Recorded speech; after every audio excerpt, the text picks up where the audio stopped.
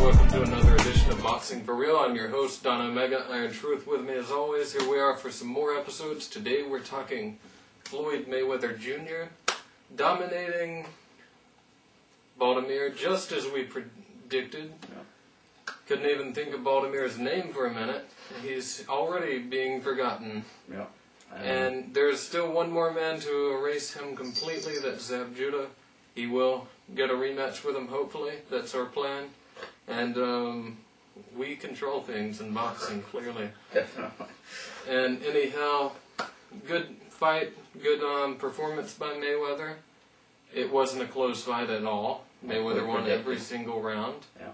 And yeah, that's what happened. We predicted it correctly. And now I did think there would be a knockout. Me too. Yeah. About the third did. round, I really didn't think there'd be a knockout. I was like, okay, he's just going to outbox him all night.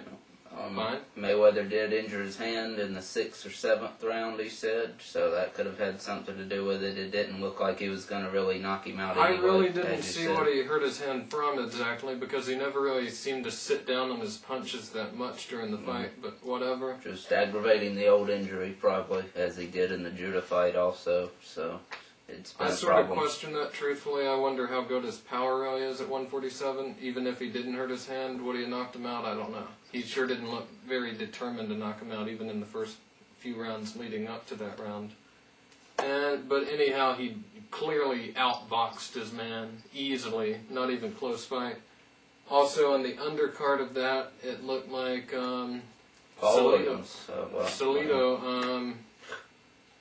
beat Robert Guerrero, Orlando Salido. He upset Robert Guerrero. Looked like he legitimately beat him, but now it comes out that he was on steroids supposedly, so that's in question right now.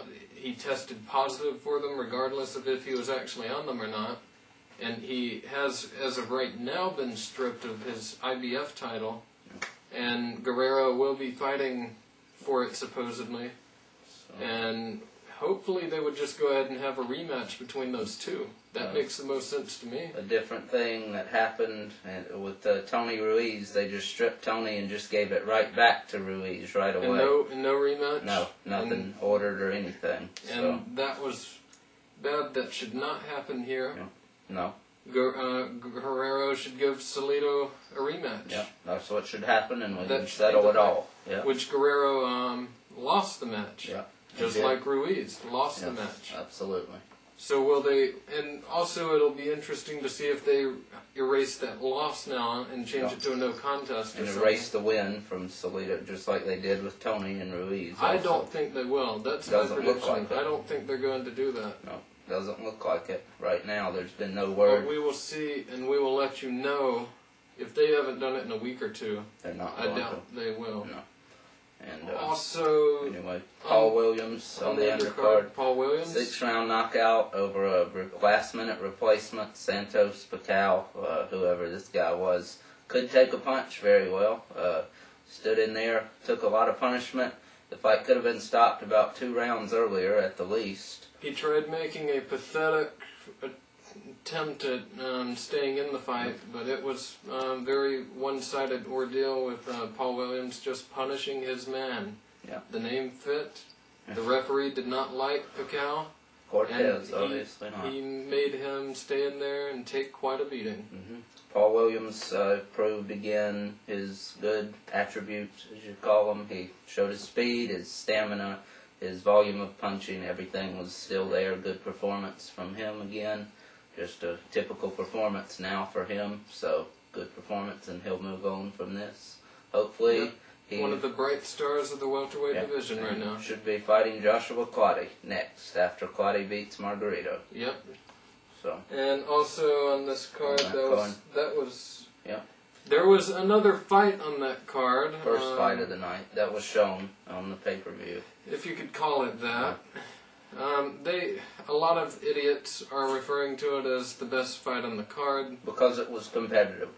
Who cares that the two fighters were shitty? Worst fight on the card. Yeah, absolutely. Not anybody that matters. It was competitive. It sucked. We're not even going to mention the names, and we know the names. Yeah. But these guys suck. and they're not worth mentioning. The fight was boring. These guys, both of them looked. I mean, neither one of them looked in shape. No. I mean, okay, if they had more talent to go around with that'd be one thing, but they don't. Yeah, they to have along nothing. with that, and Just basic nothing. I Yeah. mean, a fight between two people that are 2-10 is going to be competitive because they're on the same skill level. they don't want to accept people like Roy Jones Jr., but they'll show this shit. Yeah.